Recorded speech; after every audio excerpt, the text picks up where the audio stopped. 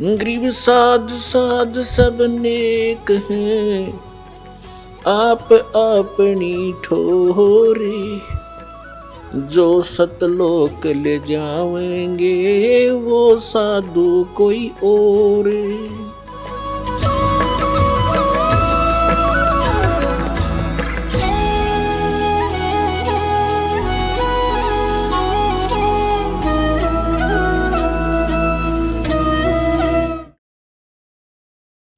ಈಗ ಪುಣ್ಯಾತ್ಮರೇ, ಇದರೊಳಗೆ ಬಹಳ ಗೂಢ ರಹಸ್ಯಗಳಿವೆ.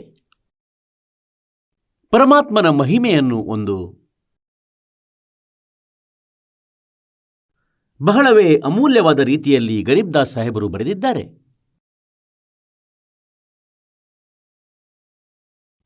ವೇದಗಳನ್ನು ಅರಿಯುವುದು ಬಹಳ ಸುಲಭವಾಗಿದೆ, ಆದರೆ ಪರಮೇಶ್ವರನ ಆ ಪರಮಾತ್ಮನ ಈ ಮಹಿಮೆಯ ವಾಣಿಯನ್ನು ತಿಳಿಯುವುದು ಬಹಳ ಕಠಿಣವಾಗಿದೆ. ಮತ್ತು ಇದನ್ನು ಕಠಿಣವಾಗಿದ್ದಕ್ಕಾಗಿ ಮಾಡಿದ್ದರು ಪ್ರಭು. ಅಂದರೆ ಮಧ್ಯದಲ್ಲಿ ಈ ನಕಲಿ ಪಂಥದವರು ಈ ಯಥಾರ್ಥ ಜ್ಞಾನದಿಂದ ಪರಿಚಿತವಾಗದಿರಲಿ ಎಂದು. ಮತ್ತು ಇದರಿಂದ ಒಂದೊಮ್ಮೆ ಇವರು ಮೊದಲಿಂದಲೇ ಪರಿಚಿತರಾಗಿದ್ದರೆ ಇವರು ಅಧಿಕಾರಿಗಳಲ್ಲ, ಅದೇ ಜ್ಞಾನ, ಅದೇ ನಾಮ ಮತ್ತು ಅದೇ ಎಲ್ಲವನ್ನು ಅವರು ಹೇಳುತ್ತಿದ್ದರು.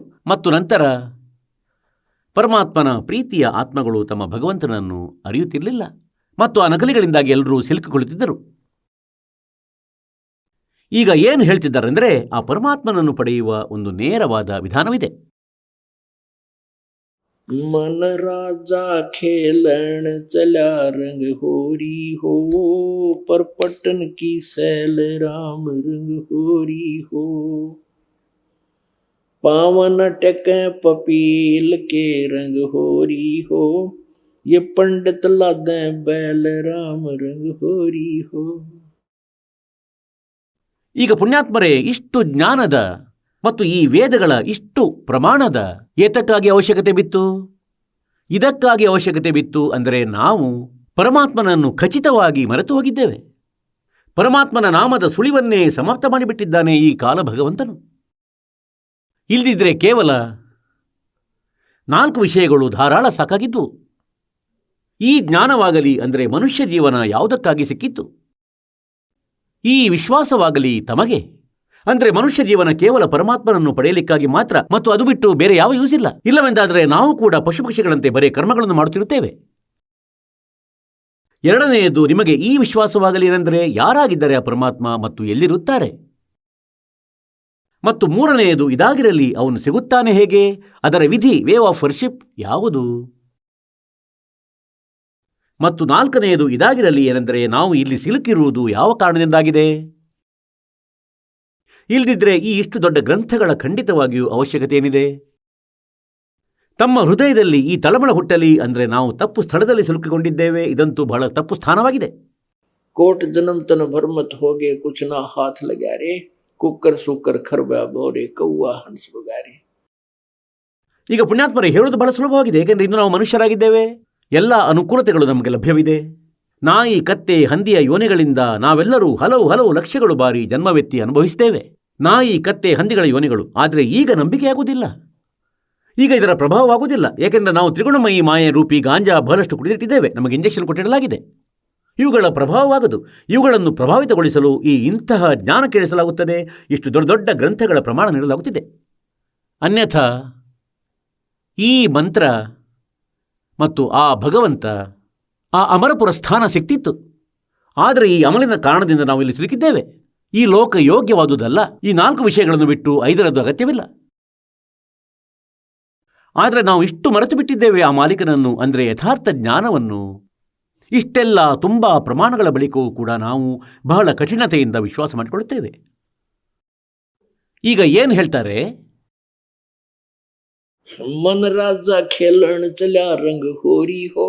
ಯಾವಾಗ ಈ ಜ್ಞಾನದ ಆಧಾರದಿಂದ ಈ ಮನಸ್ಸಿಗೆ ಈ ವಿಶ್ವಾಸವಾಗುತ್ತದೆ ಅಂದರೆ ನಿಜವಾಗಿಯೂ ಇಲ್ಲಂತೂ ಇದೇ ದುಃಖ ಸದಾ ಆಗುತ್ತಿರುವುದು ಮತ್ತು ನಂತರ ಈ ಆತ್ಮಕ್ಕೆ ಸಹಯೋಗ ನೀಡುವುದು.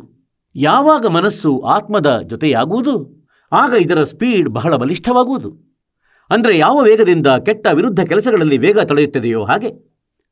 ಅಂದರೆ ನಂತರ ಇದು ಶುಭ ಕರ್ಮಗಳಿಗಾಗಿಯೂ ಕೂಡ ಇಷ್ಟೇ ಸ್ಪೀಡ್ನಲ್ಲಿ ಹೋಗುವುದು. ಹಾಗೆ ಈ ಮನಸ್ಸಿಗೆ, ಮತ್ತು ಈ ಮನಸ್ಸು ಇಲ್ಲಿ ನಿಲ್ಲಲಾರದು, ನಂತರ ಮೇಲಕ್ಕೆ ಹೋಗಲು ಇದಕ್ಕೆ ಬಹಳ ಪ್ರಬಲ ಇಚ್ಛೆಯಾಗುತ್ತದೆ. ಈಗ ಹೇಳ್ತಾರೆ, ಇಷ್ಟು ದೊಡ್ಡ ದೊಡ್ಡ ಗ್ರಂಥಗಳ ಅವಶ್ಯಕತೆ ಇರಲಿಲ್ಲ. ಒಂದು ಮಂತ್ರವೇನು, ಅದು 3 ಅಕ್ಷರದ್ದಿದೆ, ಒಂದು 2 ಅಕ್ಷರದ್ದು, ಮತ್ತು ಅದು ಓಂ ತತ್ ಸತ್. ಓಂ ನೇರವಾಗಿದೆ, ತತ್ ಮತ್ತು ಸತ್ ಇದು ಸಾಂಕೇತಿಕವಾಗಿದೆ. ಈ ಮಂತ್ರದ ಜಪ ಹೇಗೆಂದರೆ, ಕೆಡುಕುಗಳಿಂದ ದೂರ, ಗುರು ಮರ್ಯಾದೆಯಿಂದ ಇರುವುದು, ಜೀವನ ಪರ್ಯಂತ ಸ್ಮರಣೆ ಮಾಡುವುದು ಮತ್ತು ತನ್ನ ಸಾಂಸಾರಿಕ ಕೆಲಸಗಳನ್ನು ಮಾಡ್ತಾ ಇರುವುದು. ಮೋಕ್ಷವಂತೂ ಗ್ಯಾರಂಟಿ ಆಗುತ್ತದೆ. ಆದರೆ ಈಗ ಇದರಲ್ಲಿ ಸಮಸ್ಯೆ ಏನಿದೆ ಅಂದರೆ, ಎಲ್ಲಕ್ಕಿಂತ ಮೊದಲು ಈ ಕಾಲ ಈ ಪ್ರಯತ್ನ ಮಾಡ್ತಾ ಇರ್ತಾನೆ, ಅಂದರೆ ಗುರುವಿನ ಕುರಿತಾಗಿ ಇವನ ಮನದಲ್ಲಿ ದೋಷ ಬರಲಿ. ಮತ್ತು ಯಾವಾಗ ತಮ್ಮ ಗುರುವಿನ ಬಗ್ಗೆ ದೋಷ ಬಂತು ತಮ್ಮ ಮನದಲ್ಲಿ, ಆಗ ಭಗವಂತನ ಕುರಿತಾಗಿಯೂ ಬಂದುಬಿಟ್ಟಿತು. ಏಕೆಂದರೆ ಯಾವಾಗ ನೀವು ಪರಮಾತ್ಮನ ಜ್ಞಾನಕ್ಕೆ ವಿರುದ್ಧವಾಗಿ ಚಿಂತಿಸಿ ವಿಚಲಿತರಾಗುತ್ತೀರೋ, ಆಗ ಮತ್ತೆ ಪರಮಾತ್ಮನಿಂದ ದೂರ ಆಗುವಿರಿ. ನಂತರ ತಮ್ಮ ಈ ಭಕ್ತಿಯಲ್ಲಿ ರುಚಿ ಉಳಿಯಲಾರದು. ತಮ್ಮ ಮೇಲೆ ಈ ವಚನಗಳ ಪ್ರಭಾವವಾಗುವುದೂ ನಿಂತು ಹೋಗುವುದು. ಯಾವುದು ಇಂದು ತಮಗೆ ಆಗುತ್ತಿದೆ, ಒಂದೊಂದು ವಚನದ ಪ್ರಭಾವವಾಗುತ್ತಿದೆ. ಮತ್ತು ಸ್ವಲ್ಪವೇ ತಮ್ಮಿಂದ ಯಾವುದಾದರೂ ತಪ್ಪಾದರೆ ಆಗ ತಾವು ಗಡಗಡ ನಡುಗತೊಡಗುತ್ತೀರಿ, 100 ಬಾರಿ ಕ್ಷಮೆ ಯಾಚಿಸುತ್ತೀರಿ. ಅಂದರೆ ಮುಂದೆ ನಾವೆಂದೂ ಮಾಡಲಾರೆವು ಇಂಥ ತಪ್ಪನ್ನು. ಮತ್ತು ಯಾವಾಗ ಈ ಪರಮಾತ್ಮನಿಂದ ತಮ್ಮ ಕನೆಕ್ಷನ್ ಕಟ್ಟಾಗುವುದು, ಮತ್ತೆ ಬೇಕಾದ 100 ಬಾರಿ ಹೇಳಿದರೂ ತಮಗೆ ಪ್ರಭಾವವೇ ಆಗದು. ಹಾಗಾಗಿ ಇಷ್ಟು ಗ್ರಂಥಗಳದ್ದು ನಮಗೆ ಅವಶ್ಯಕತೆ ಇರಲಿಲ್ಲ. ಕೇವಲ ಒಂದು ಮಂತ್ರವಿತ್ತು. ಅದರ ವಿಷಯದಲ್ಲಿ ಏನು ಹೇಳ್ತಿದ್ದಾರೆ? ಮನರಾಜ ಖೇಲಣ ಚಲ್ಯಾ ರಂಗ ಹೋರಿ ಹೋ. ಈಗ ಅದೇ ಮನಸ್ಸಿತ್ತು. ಯಾವುದು ಈ ಅಸಂಬದ್ಧಗಳನ್ನು ಮಾಡ್ತಿತ್ತು. ಈ ಪಾಲ್ಗುಣ ಬರುತ್ತದೆ ಇಡೀ ದಿನ, ನೀರು ಹೊಡೆ, ಎಲ್ಲೋ ಮಣ್ಣು ಹೊಡೆ, ಎಲ್ಲೋ ರಂಗು ಹಚ್ಚುತ್ತಿರುವುದು. ಈಗ ಅದೇ ಮನಸ್ಸು ಖಂಡಿತವಾಗಿಯೂ ಒಗ್ಗೂಡಿದೆ. ಈ ಹುಚ್ಚಾಪಟ್ಟೆ ಕ್ರಿಯೆಗಳ ಖಚಿತವಾಗಿಯೂ ರುಚಿ ಆಗಲಾರದು. ಮತ್ತು ಯಾವ ಭಕ್ತನಿಗೆ ರುಚಿ ಎನಿಸ್ತದೆ ಆತ ಭಕ್ತನಲ್ಲ, ಆತನ ನಾಮ ನಡೆಯುತ್ತಿಲ್ಲ. ಒಬ್ಬರಂತೂ ಇವರಾಗಿರುತ್ತಾರೆ ಅಂದರೆ, ಯಾರು ಈಗ ಆರಂಭಿಸಿದ್ದಾರೆ ಭಕ್ತಿಯನ್ನು, ಅವರ ವಿಷಯ ಬೇರೆ ಆಗಿದೆ. ಬಾಲಕರೀಗ ಅವರಿಂದ ತಪ್ಪುಗಳು ಆಗಬಹುದು. ಆದರೆ 2 ವರ್ಷ, 3 ವರ್ಷ, 4 ವರ್ಷ, 5 ವರ್ಷಗಳಾದವರು ಮತ್ತು ನಂತರ ಕೂಡ ಈ ಕಾಲನ ಜಾತ್ರೆ ಜಾಲದಲ್ಲಿ ಬಿದ್ದು ಆ ಸಹಯೋಗದಂತೆ ನಡೆಯುತ್ತಾರೆ. ಅಂದರೆ ಯಾರೋ ಮ್ಯಾಚ್ ನೋಡ್ತಾರೆ, ಮತ್ತು ಯಾರೋ ಫಿಲ್ಮ್ ನೋಡ್ತಾರೆ, ಅಥವಾ ಪುನಃ ಹಾಡುಗಳು ಬಾರಿಸುವಿಕೆಯಲ್ಲಿ ಪಾಲ್ಗೊಳ್ತಾರೆ, ಡ್ಯಾನ್ಸ್ ಮಾಡುತ್ತಾರೆ. ಅಂದರೆ ಅವರ ಭಕ್ತಿ ಇನ್ನೂ ಸ್ಟಾರ್ಟೇ ಆಗಿಲ್ಲ ಎಂದರ್ಥ. ಯಾವಾಗ ಈ ಭಕ್ತಿಯ ರಂಗೇರುವುದು, ತಮಗೆ ಸಪ್ಪೆ ಎನಿಸುವುದು ಎಲ್ಲವೂ ಈ ಪೃಥ್ವಿಯ ಅಧಿಪತಿಯ ಸ್ಥಾನವನ್ನೂ ಸ್ವೀಕರಿಸಲು ತಮಗೆ ಇಚ್ಛೆಯಾಗದು.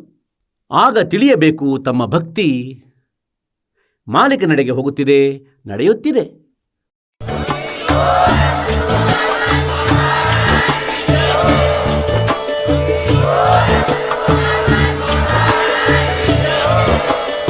ನೀವು ಕೇಳಿದ್ದೀರಿ ಜಗದ್ಗುರು ತತ್ವದರ್ಶಿ ಸಂತ ರಾಮ್ಪಾಲ್ ಮಹಾರಾಜರ ಮಂಗಳ ಪ್ರವಚನ. ಹೆಚ್ಚಿನ ಮಾಹಿತಿಗಾಗಿ ವಿಸಿಟ್ ಮಾಡಿ ನಮ್ಮ ವೆಬ್ಸೈಟ್ www.jagadguru-rampalji.org. ಸಂತ ರಾಮ್ಪಾಲ್ ಮಹಾರಾಜರ ಶುಭ ಆಶೀರ್ವಾದದಿಂದ ಇಡೀ ವಿಶ್ವದಲ್ಲಿ 500ಕ್ಕೂ ಹೆಚ್ಚು ನಾಮದೀಕ್ಷಾ ಕೇಂದ್ರಗಳಿವೆ. ಇದರಲ್ಲಿ ಸಂತ ರಾಮ್ಪಾಲ್ ಮಹಾರಾಜರಿಂದ ನಿಶುಲ್ಕವಾಗಿ ಆನ್ಲೈನ್ ನಾಮದೀಕ್ಷೆ ಕೊಡಲಾಗುತ್ತಿದೆ. ತಮ್ಮ ಹತ್ತಿರದ ನಾಮದೀಕ್ಷಾ ಕೇಂದ್ರದ ಮಾಹಿತಿಗಾಗಿ ಸಂಪರ್ಕಿಸಿ 888 444 7302.